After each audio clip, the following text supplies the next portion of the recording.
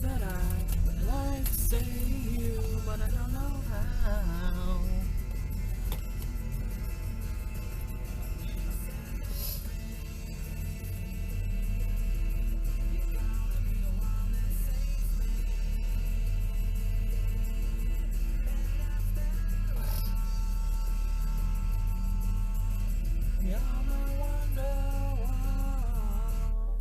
Replaced in fairly quick succession. One thing was apparent, however, no one would be driving in this. A car might make it 10 feet before becoming overgrown, and that was being more than a little generous. The city invoked a meta holiday, so most businesses are closed, Beverly supplied, her own eyes tracing the empty streets. Chloe is home all day, and I'm ahead of schedule on work. After what happened, if you want to be alone, I get it, but if you wanted to have some company, we're here for that, too. A reassuring hand landed on Tori's shoulder, almost causing her to flinch. After a moment, she let herself relax. Or at least as relaxed as she was capable of being. I know you well enough to guess you might want to shove past the whole kidnapping thing, and if so, then we can respect that. Just know that if you do decide to talk about it, I'm around. Thanks, Tori said, her voice stiff despite her best efforts to soften it. Maybe once I've had a little time. For now, I need to feel like a normal person, you know? Just for a day, leave all the other stuff on the sidelines and rest. Burning as her ambitions were, Tori could also feel her own exhaustion, the kind sleep would do nothing to fix. She needed to re-energize, and dredging up that recent horror show wouldn't help. The hand on her back clapped her once before removing itself. Good time to want normality, though. We can turn this into a snow day, watch winter movies, make hot chocolate, enjoy a mini winter break. Pressing her hand to the window, Tori could feel the heat coming through the glass. If anything, it felt warmer than it had lately. Maybe flower rain warmed things up, since normal rain cooled the temperature down. It was hard to put too much logic into this sort of thing. Reality had literally been momentarily warped, so making sense was largely optional. I think we might want to go the other way with that. By noon, this whole place's AC will be fighting to keep up. Beverly followed her lead, a momentary blip of surprise on her face as she felt the warmth. Not a bad point. Okay, so, beach day. Make margaritas in the blender, go make use of the rooftop pool before fall really sets in. Ordinarily, Tori would have happily chosen a day working in her garage lab, but this week was anything but ordinary, even by supervillain standards. A day with her friends sounded like just the right change of pace. Some normality to balance out all the extra crazy she'd been dealing with of late. I'll tell Chloe once she's out of the shower, Beverly offered. You get dressed. We'll figure out a game plan. Beverly almost went to leave, before stopping herself. Look, we don't have to talk about this right now. I just want to tell you so you don't think I'm springing it on you later. I sort of ended up inviting our neighbors over later this week. Austin and I ran into each other. We got food, and by the end, I'd somehow offered some basic socializing lessons so they can stop blowing their cover so often. Don't feel obligated to attend by any means. I got myself into this, but also, please be aware we'll be hosting capes on Sunday. Although even 12 hours ago, that might have been of greater annoyance, Tori wasn't quite so bothered by the idea as she'd expected. Seeing Ike and Kyle's more vulnerable sides had offered useful insight into their personalities and the team's dynamic. If they were going to be her protectors, she should probably understand their limits. And if they were going to be Hephaestus's enemies, she should definitely know their weaknesses. Either way, Tori always held to the belief that more information was a boon, and this sounded like exactly the sort of scenario where such tidbits might be spilled. Let me know once the details are pinned down. Can't make any promises, but I'll try not to leave you on your own to deal with them. I appreciate it. Given their current track record, I can only imagine what sort of state secrets they'll accidentally reveal, Beverly said. To her, that was probably a joke, though Tori wasn't so sure. Get dressed. I'll get things started on our snow day, but for sun. Sunday. No, crap, that's obviously a day already. I'll figure it out by the time you're done. Beverly marched out, momentarily more concerned with her naming dilemma. As for Tori, she took her time getting ready, starting with a short shower that was closer to boiling than hot, the sort that a human would have shrunk from. It felt good to be in her own shower, getting ready like it was another day heading to Vendela. Most of the time, Tori fit well into her extraordinary life, but on occasion she too needed the comfort of routine. Post-shower, getting ready was a simple affair, with no cumbersome work clothes to bother with. A simple t-shirt and shorts would see her through until it was time to head to the roof. The apartment's dress code was minimal on its best day. Running hands through her hair, Tori checked the mirror and found a normal, everyday woman in her mid-20s staring back. She paused, looking the image over with a critical eye. What she was planning would mean using the spotlight that had been thrust upon her, but in doing so, she'd likely never escape it again. Image was going to be a thing she'd have to care about, inasmuch as it furthered her goals. Controlling the perception was key, especially at the start. How she looked would be the first thing people noticed, and the furthest she might get, if her choices were not calibrated properly. It wasn't that she was looking to tart things up, more that she needed to project a specific image. This was a matter to consult on with Beverly, once things were a bit further along. For today, Tori was happily resigned to some much-needed mundanity. With the mirror check done, she stepped out of her room and into the kitchen. To her shock, she entered to find Beverly halfway shifted into her green dragon form, glaring at a strange woman shivering in a bathrobe, kitchen knife clutched tightly in her shaking hands. It was such an insane scene that she genuinely thought her mind was mistaken, improperly processing the visual information being sent. But a few quick blinks changed nothing, except to bring a few more details to Tori's attention. For one, the woman was absolutely breathtaking, the sort of inhuman beauty it took celebrities and special effects to achieve. Her looks clashed with the warm, lime green bathrobe that didn't fit her statuesque body. In fact, it didn't look right on her at all, because Tori knew that robe.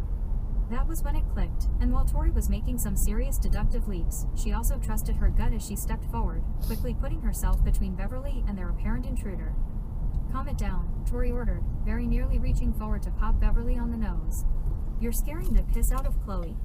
That earned a pause in the glowering as Beverly's already green eyes, tinged with a hint of magic, scanned the shivering woman once more. This time, she was probably taking in the fact that their intruder had come unarmed, as that was their kitchen knife, and was dressed in a bathrobe that also happened to belong to a roommate who wasn't present. One with strange, hard-to-define powers, capable of truly unpredictable effects. "That's Chloe." Beverly sounded normal, so evidently, her tongue hadn't gone dragon-shaped yet. "Of course, it's me." Chloe sounded much the same, a slight husk to her voice lost in the near terror. She looked down at herself, eyes widening. "Shit. Sorry. I came in here to show you this, but then you whirled on me, and I sort of panicked." The three of them stood like that for a moment, until Beverly's body started to shift, slowly morphing back to a fully human form. "Apologies. I'm a little on edge, given everything. How did you change your entire body, though?" A sheepish look came over the stunning face they were looking into. "I was in the shower, thinking about phrases, and one I hadn't tried popped into my head. Turns out, once you say that beauty is only skin deep." As Chloe explained, Tori turned her attention to putting on a pot of coffee. Day off or not, the way things were shaping up, she was definitely going to need it. Chapter 40. At first, nothing happened. Then I noticed some of my skin peeling a little in the water. Not much, not even sunburn level, just like the dead, dry skin coming off. Soon, more was coming, and after a few seconds, the whole top layer washed away to reveal this. Chloe spread her arms, pulling the bathrobe to dangerous heights. Her new form filled it out far more fully than the original, with ample hips and chest, capable shoulders, and toned limbs. Flowing chestnut hair, pouty lips, it was like she'd been built using photo manipulation software. Neat trick, right? Neat was one way to put it. Terrifying was another. Chloe's power was like Captain Bullshit's, in that it played entirely by its own rules and logic. Sudden shower shape changing like that should be harder, should take some kind of toll, but all Chloe had needed was to find the right words. This was just one more innocuous trick, yet Tori couldn't help wondering how long it would be until Chloe found the words to something dangerous, the sort of ability that would put her on the wrong people's radar. Here's my thing, though, isn't beauty subjective? Like, yes, you are a stone-cold knockout right now, but what part of your ability determines what we value in the looks department? Beverly had shifted from attack to analysis as soon as the situation became clear. She leaned across the kitchen counter, nearly knocking over her own mug of coffee, scanning Chloe more closely. "I hadn't considered that," Chloe admitted. "Maybe based on what I consider to be beautiful. Or an average of everyone in the area's general preferences. It's a good point. You never really know what one person will like over another." Tori said the words on reflex, not fully considering the implications. Beauty is in the eye of the beholder. Silence filled the room. Eyes turned to Tori first, then to Chloe as the same thought echoed simultaneously through all three heads. Beverly broke the word embargo, tapping her finger against the counter. "You don't think?" "No reason I can see why it wouldn't," Tori replied. "Then again, I'm not the expert. But you're right. It makes sense in theory," Chloe agreed. "Same principle, and I can see how it would work. What the hell, let's make a morning of it. A penny saved is a penny earned." It seemed like nothing happened. Then Tori blinked, and Chloe was back to her old self again. The core limit of Chloe's power appeared to be that she could only sustain a single saying at a time. Changing it up cancelled out the lingering effects of her last one, in this case, at a rapid pace. Figured I should set myself back to normal for a first test. Okay, here we go. Beauty is in the eye of the beholder. Taking a cue from the last minute, Tori voluntarily closed her eyes, giving the power time to work. Ideally, this would make for a smoother transition, and Chloe hadn't accidentally summoned a fantasy monster by mistake. Slowly, Tori peeked, scoping out the new Chloe. At first, she thought it hadn't worked, but that was only because she'd been expecting another complete overhaul. Instead, this Chloe looked more like a relative of the original. Same basic structure, only everything had been elevated, flawless skin, defined muscle, her face reshaped slightly, and her white blonde hair now well past her shoulder. Oh, neat. You look good as a brunette. Beverly was also staring, though based on her comment, they weren't getting the exact same picture. Interesting. She's still blonde to me, Tori said. Chloe hopped up from the counter, a gleam of excitement in her eye. Hang on, let me get a pen and paper. You can both write down what you see, and then we'll compare. Let's test what this new saying can do. While it wasn't technically a very normal start to a day, Tori was spending her morning goofing around with her friends. That part mattered more than staying within the confines of the mundane. Besides, the scientist in her was always piqued by experimentation. In terms of this project, there was a nuclear option, one that Rick was hesitant to pull, fearing both the blast and the fallout. He contemplated that as he typed on the computer, keenly aware these efforts were largely fruitless. So far, his research had gone nowhere. Whoever had hidden his father's true identity was skilled far beyond anything he could manage with some scrounged-up hacking programs. Each bit he'd pulled for Tori was the same. Everything lined up. Every document, every piece of history, all of it told a cohesive story of a young woman who had lost her family young, fallen into drugs, and finally gotten her life together with the help of a distant uncle.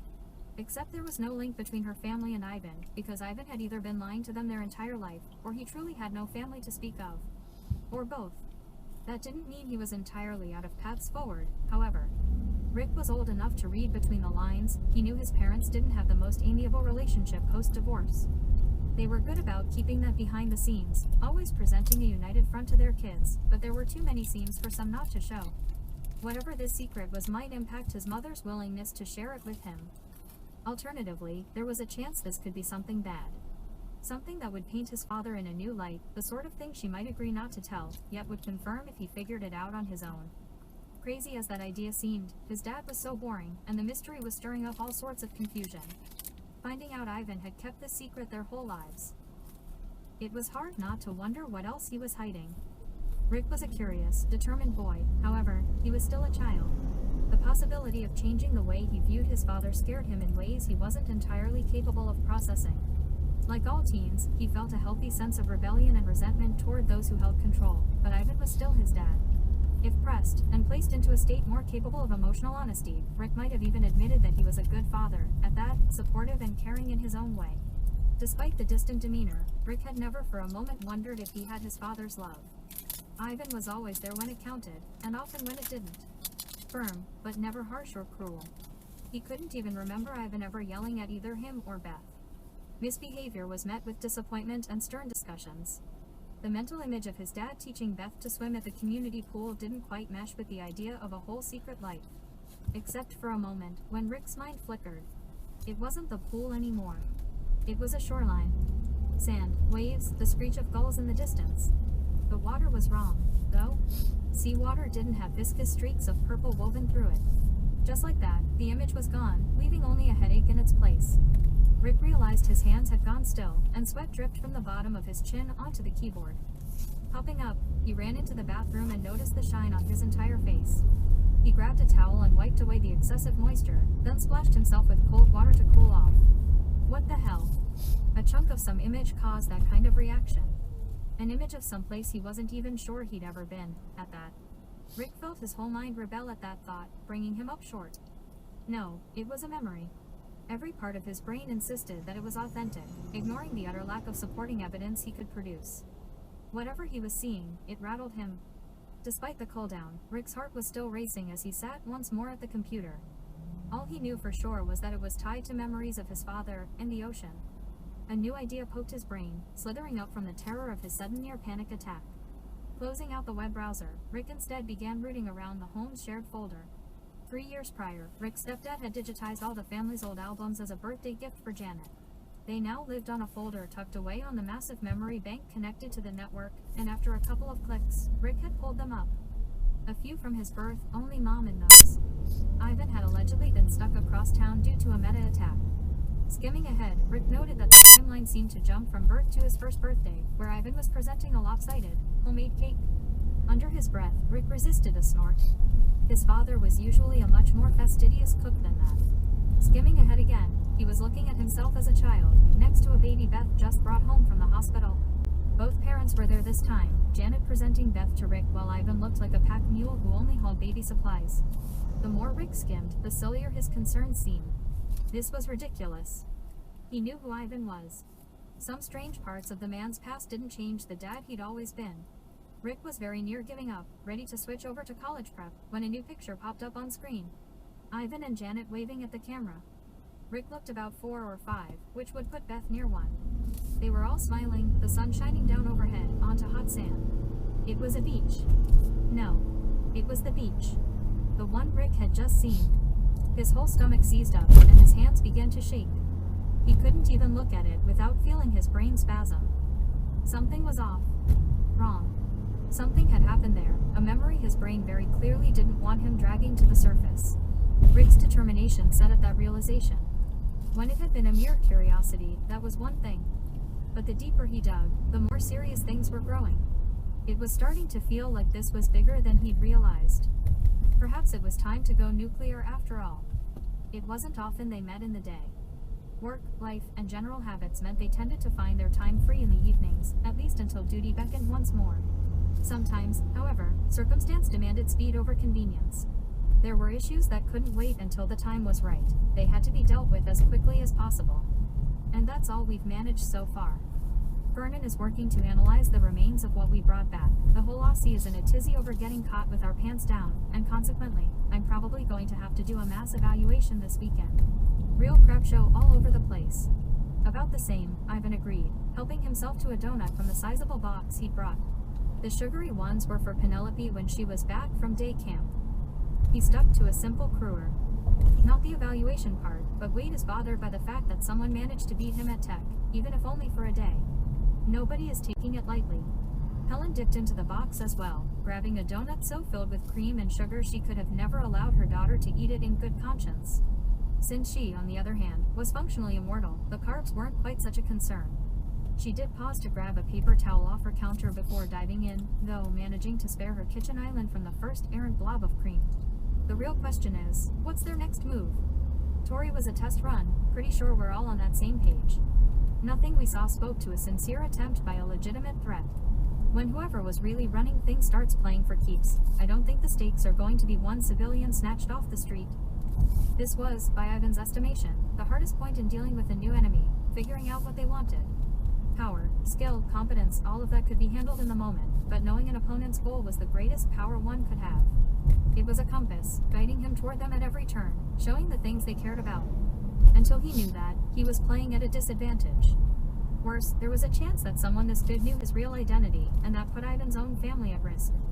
Odds that they were coming to pick a fight with a murdering legend were slim, but it had happened before. Plus, as much as they wanted to assume Tori was a coincidence, there was always the chance it wasn't. I've got nothing, and I hate it, Ivan admitted. No clues, no hunches, not even a direction to punch in. Which is a shame, because my fists are positively itching. From across the kitchen island, Helen's hand landed daintily on his forearm. Keep a leash on it, tough guy. Tearing up every hideout and den in the underworld isn't actually going to help, especially with someone this careful. Be assured, I have no intent to dole this anger out where it isn't deserved. Ivan paused to tear off a sizable chunk of cruer that he swallowed in a single gulp. But they stole my apprentice off the street, lashed her to a chair, and threatened her life. Whoever set that in motion will answer to me. Only if you get there first. It was said teasingly, yet both clocked the seriousness in one another's eyes. She would strive to bring the threat in, while Ivan would fight to put it down. Maybe you could come on board and team up for this one. I bet we can find you a costume with a big helmet to hide your face, sell you as some new heavy hitter. Helen's eyes lit up as the idea took hold. She even rubbed her hands together, a habit she'd long ago had to break while in Lodestar form. Oh my god, this weekend is the mass evaluation. We could totally smuggle you in with the other rookies. Now that would be a hell of a way to drive home the don't take any threat lightly point, some newbie managing to go a few rounds with Lodestar. Aside from the myriad of reasons that's already a bad idea, I'd never be able to actually fight you without displaying a sizable amount of my power, enough to endanger bystanders. Ivan, I'm not actually going to have you throw down in front of a bunch of new superheroes. It's just a fun thing to imagine, Helen assured him. I mean, don't get me wrong, I would love to have a chance to let them fight Fornax in a controlled environment, really drill in the difference in power levels without me having to do it. Once, Ivan might have missed the flicker of sadness in Helen's eyes at the prospect. To most of them, she was more legend than person, known for her world-saving exploits. However, what came soon was going to be worse. Right now, the stories were just stories, myths that many no doubt took to be exaggerations. After a mass evaluation, they were going to understand the gulf between where they were and where the top was far, far better. It was a good lesson, one Philins needed as much as Kate's, yet one that weighed heavily on Helen. Because after they understood, they'd grow more distant.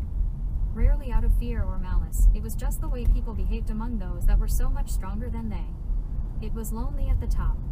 For a brief time, they'd gotten to share that position, but those days were long past. Now, all Ivan could do was remind her that no matter how many people called for Lodestar, some still preferred to spend their time with Helen.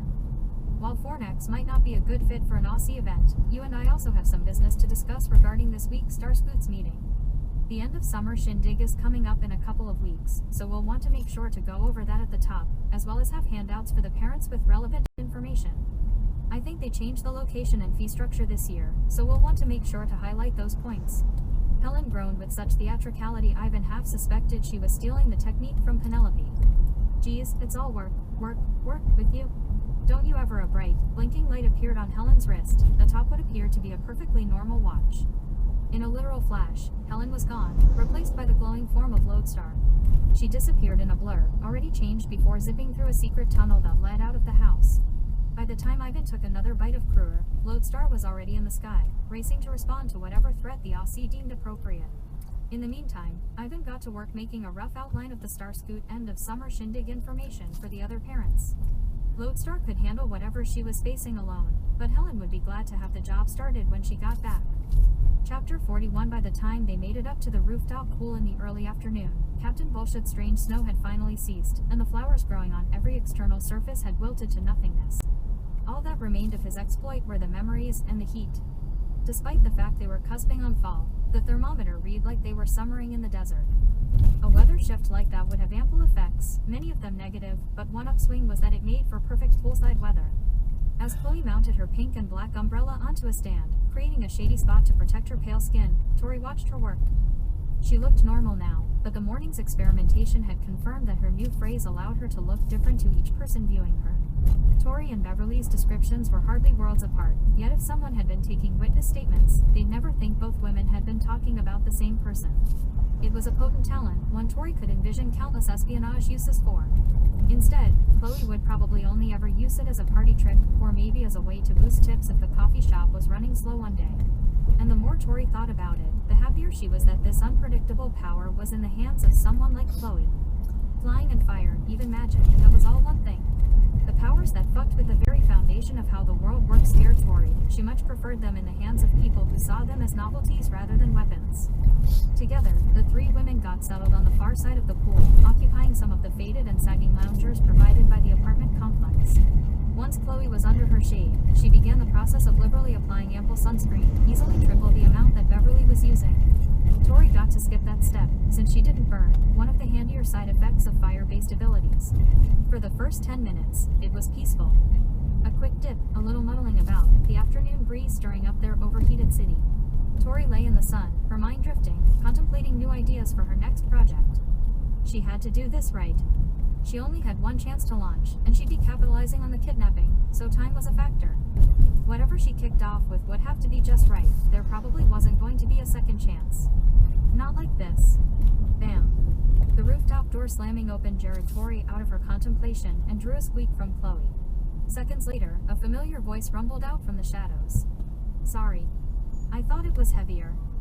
Austin walked into the sunshine, clad in board shorts and a large t-shirt, a suitably shameful expression on his face. No sooner had he actually scanned the roof than his whole body changed.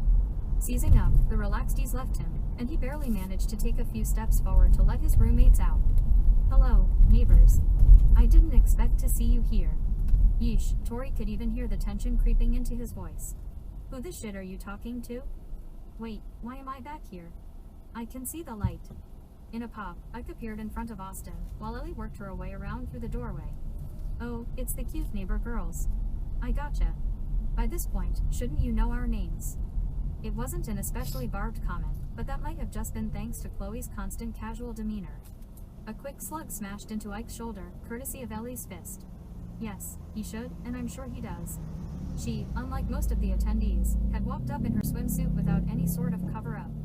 It wasn't absolutely risque, but it was definitely more skin-forward than anything Tori would have chosen.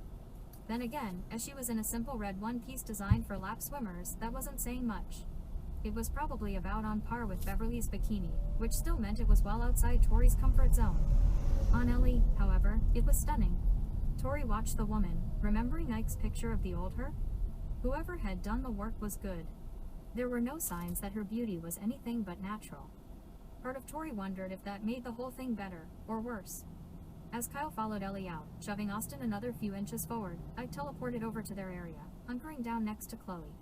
You know, some people would be complimented by being called cute. Lowering her oversized vintage sunglasses slightly, Chloe met Ike's eye, then reached out and gently ruffled his hair. "Sorry, bud.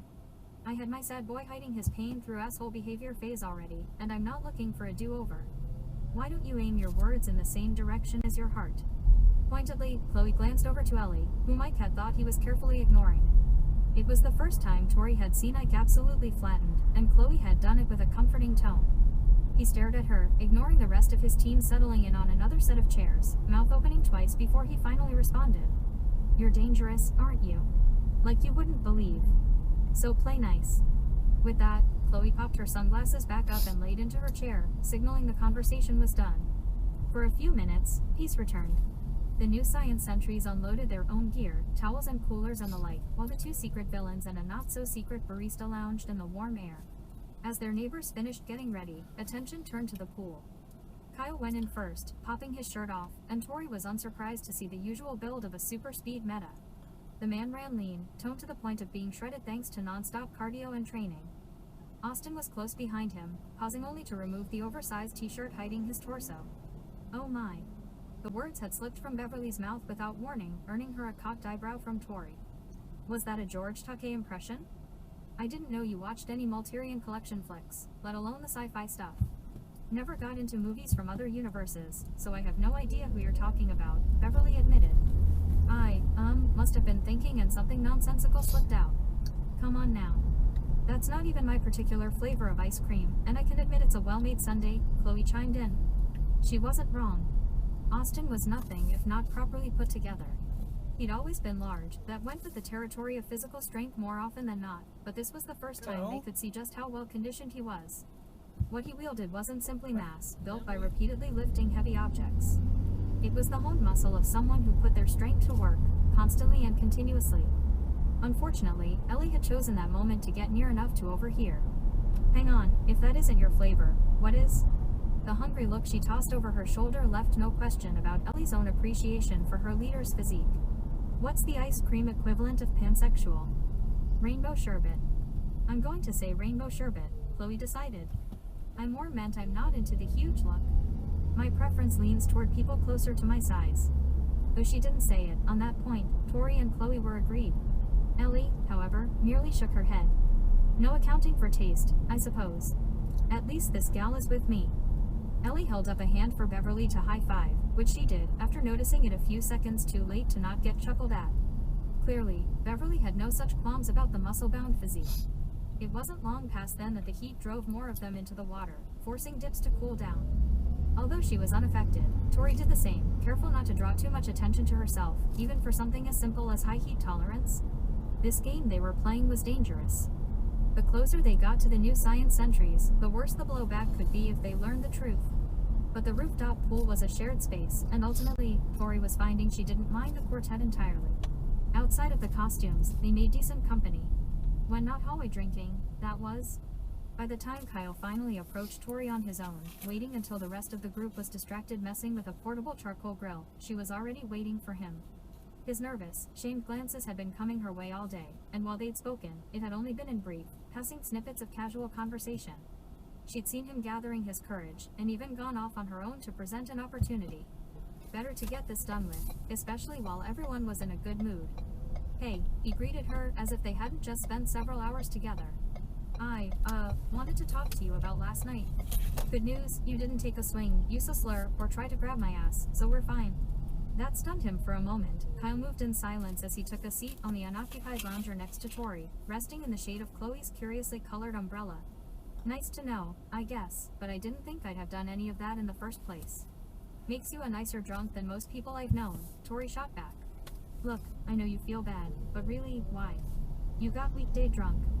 Big whoop, we both know you cleared a hangover within the first 10 minutes of waking up, so there's no long-term consequences.